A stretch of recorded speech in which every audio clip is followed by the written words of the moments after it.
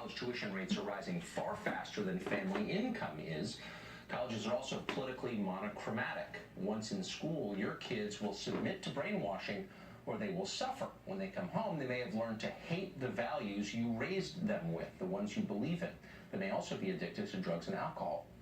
So obviously the costs of college are extraordinarily high, but it's worth it, we tell ourselves, for the education. Education is key. Our kids need to learn. So the question is, are they learning? Well, several years ago, a pair of academic researchers decided to find out. They studied data from a group of more than 2,000 students enrolled in four-year colleges who've been tracked over a period of years. The book that resulted from all this research was called Academically Adrift: Limited Learning on College Campuses. Among its many findings, 45% of students, quote, did not demonstrate any significant improvement in learning over the first 2 years of college. Close to 40% didn't learn anything at all over 4 years. How did students learn so little? Well, many of them never really studied. 35% of students reported spending no more than 5 hours a week in academic preparation. Overall, the study found a 50% decline in the number of hours students spent studying compared to several decades ago. The average full-time college student now spends only 2.76 hours a day on all education-related activities, going to class, studying, all of it, and more than twice as much time shopping, eating, and partying. Multiply this by an entire country, and you wind up with a deeply ignorant population. There has been a consistent decline in adult literacy in America over the past 25 years, despite the fact that more kids than ever are going to college. Two separate studies by the National Assessment of Adult Literacy found that most college graduates fall below proficiency in verbal and quantitative literacy. The majority could not complete simple cognitive tasks like comparing the viewpoints in newspaper editorials or calculating the cost of food items in the grocery store. A 2005 study found that only 31% of college graduates could read and understand a complex book. 31%. Surveys of American college graduates show that they are far more ignorant than their counterparts in virtually every other developed nation. In some cases, college graduates in this country got...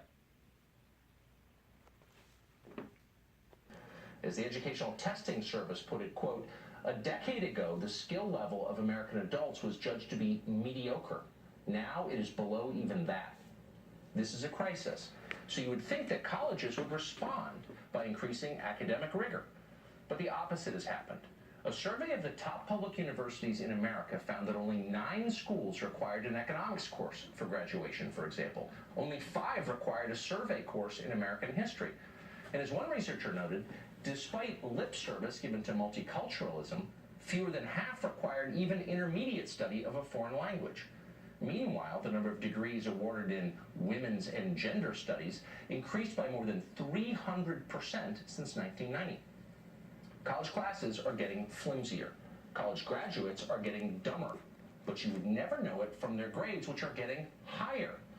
In 1983, the average college GPA in this country was 2.8. It's now over 3.1.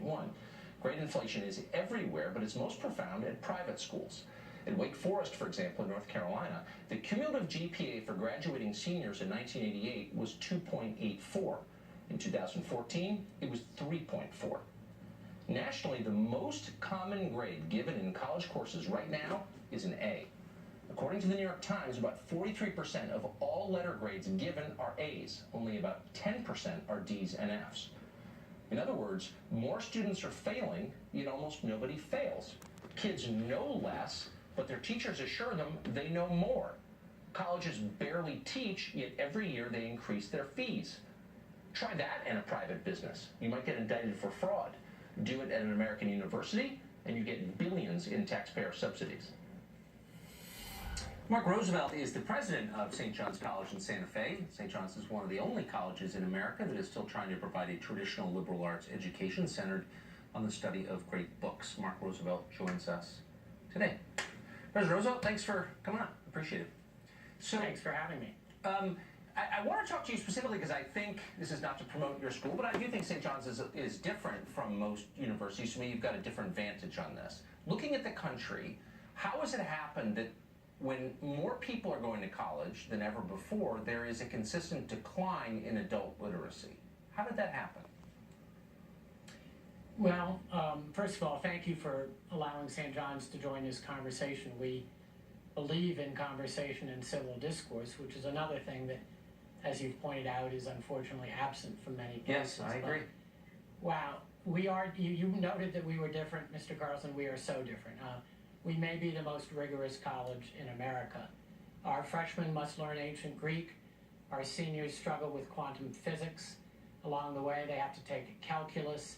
They have to learn how to do differential equations, and they have to study Hegel and Kierkegaard and Karl Marx and Adam Smith. So we are sailing against almost every prevailing wind in American higher education. I do agree with a lot of what you said at the beginning, that there has been slippage in rigor, slippage in the demands academically made of students. And we think that is a mistake, and we have no intention of joining that particular parade in higher education. Well, good for you. I wonder, though, what you make of this phenomenon. Maybe I'm misreading it, but as the outcomes decline, become less impressive, kids know less when they graduate, rigor declines. You would think colleges would say, we're turning out people who don't know very much.